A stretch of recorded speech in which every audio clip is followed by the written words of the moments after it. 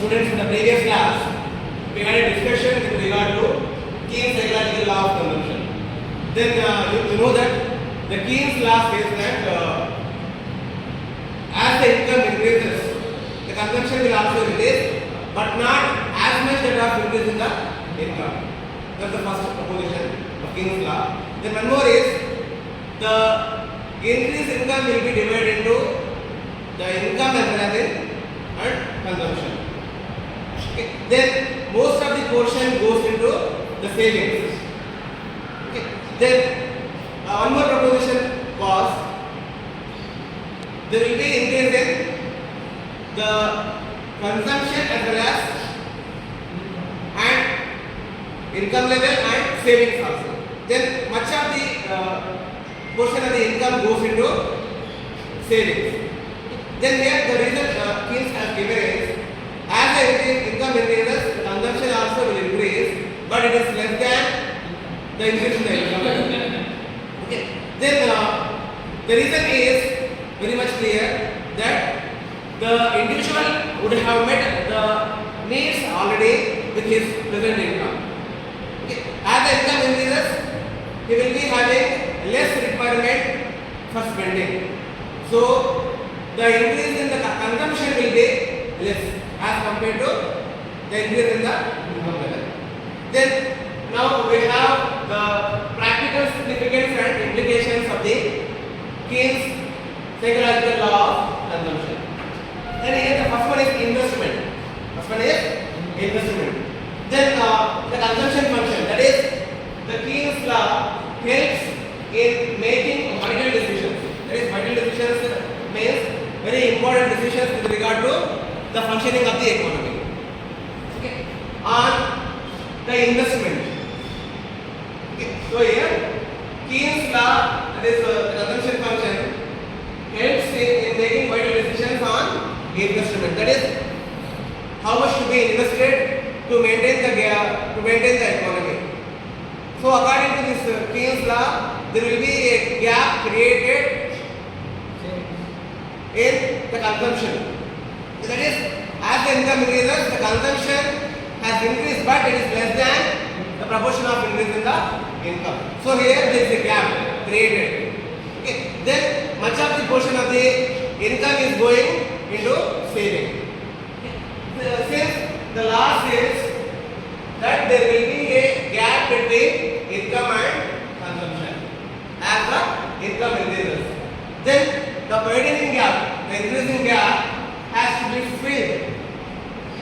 filled in by means of investment. The means of investment to maintain the income of the economy. To maintain the income of the economy. Then if the adequate investment is not forthcoming, if adequate investment is not coming into the economy, the effective demand will shrink. That is, the aggregate demand in the economy will shrink, means it will widen. Okay. That is, the effective demand will reduce. Okay, will reduce, and ultimately the economy would meet the recession. That is, as the demand falls, you know the consequences. The income of the individual will fall. Okay. That is, as the aggregate demand falls, means the employer will reduce the production. Then when production reduces, means the demand for labor will reduce. Then the income level of the community will reduce. Then the purchasing power of the individual will reduce, which will be leading to the low demand in the market. Low demand means it will be again going for the recession. That is, no people are there to buy the goods. So it will lead to recession in the economy. Then the recession again, it will further fall into depression. Okay. So that's the first implication. I can say the practical significance and implication of the Keynes law. Then second one is repudiation of Say's law. Repudiation of Say's law. Then Say's law says that supply creates its own demand. Okay, Say's law says that supply creates its own demand. It's a classical school thought. Okay. Then the law of consumption of Keynes, that is, according to this Keynes ecological law of consumption, this law completely repudiates means it proves wrong. That is, the Keynes law is proving Say's law as a wrong assumption. The law of markets, since consumption grows at a slower pace, that is, according to the Keynes law, as the income increases, the consumption will grow at a low pace, with a slow pace. Okay. Every supply finding its own demand. Every supply finding its own demand is a myth. That is, the supply that is there in a market will not find its demand. Okay, that is, the goods are supplied in the market may not find the demand for itself. Okay, so here the Say's law is found to be a myth according to the Keynes law, and according to him there will be a general overproduction and unemployment. That is, it is very difficult to find the demand for every supply made by the economy. So here the Say's law is found to be myth, and there will be a general overproduction and unemployment can occur in the economy. So this is the second implication of this Say's law. That is, here the Keynes psychological law of consumption completely rejects the Say's law of market. There is no possibility of finding the demand for every supply in the market. And then next one is the third one, need for government intervention. That is, in the free license-fed economy. Then license-fed economy, you need to understand, that is, the classical economists thought that there will be a automatic movement will be there in the economy. Okay, automatic movement will be there in the economy. There is no need for government intervention. Okay, government need not to interfere in the economy matters. That is, there will be automatic adjustment will happen. Okay, then sometimes there will be a less demand, then automatic adjustment will be there. The demand for goods will arise. Okay, so here in the license-fed economy, there is no automatic adjustment mechanism to ensure the circular flow of income. And expenditure as the entire income is not spent. That is here. The automatic adjustment will not happen in an economy because the reason is all the income earned by the people is not completely spent. Okay, even as the income increases, the money is not spent on producing to consume the goods. Okay, so here the Keynes law again repudiates. That is, it is proving laissez-faire doctrine also as wrong, and it asserts, it stresses the need for government to interfere. The government has to interfere in the market, in the economy, to keep the effective demand at a higher level. To keep the effective demand at a higher level. That is, the government intervention is needed to keep the demand, aggregate demand in the economy at a higher level.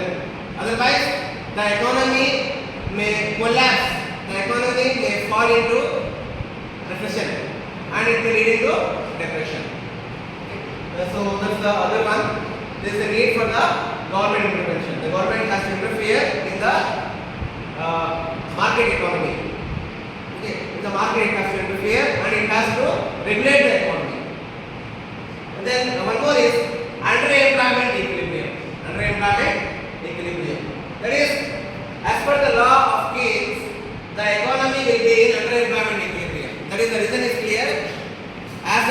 increases, the people will not spend the entire income on consumption. Okay. Because the reason is very much clear. Again, I am telling you that is, as the income increases, the consumption will not increase. The reason is the individual has met his total needs with the present income. Okay. Then as the income increases, he is not going to spend more because he has already met his needs through with his current income. Okay. So here in the economy there will be underemployment equilibrium according to Keynes. So the full employment can be attained only if investment happens. That is, the gap will be there between the income, consumption as well as saving. Okay. That is, savings will be more. Okay, as the income increases. Okay. Then to attain the full employment in the economy, the gap in the investment has to be equal to the gap between aggregate income corresponding to the full employment and aggregate consumption expenditure out of the income. Okay. So here, according to Keynes, there will be underemployment equilibrium in the economy. It will be prevailing. It will be there. To attain full employment, that is, full employment can be attained only if investment happens to be equal to the gap between aggregate income corresponding to full employment and aggregate consumption expenditure out of the income. So whatever the gap has been created in the consumption, when as the income increases, that has to be filled as per with the increase in the income. That is, it happens only through investment. So here the government has to ensure that there will be a effective demand to maintain the economy, and there will be a certain flow of money income. Okay, otherwise the economy will collapse. There is possibility of collapse of the economy. Okay. So here usually underemployment equilibrium will be there. Then to bring the economy to the full employment level, there is a need for the government to interfere and to ensure adequate investment to fill the gap which has arisen because of the fall in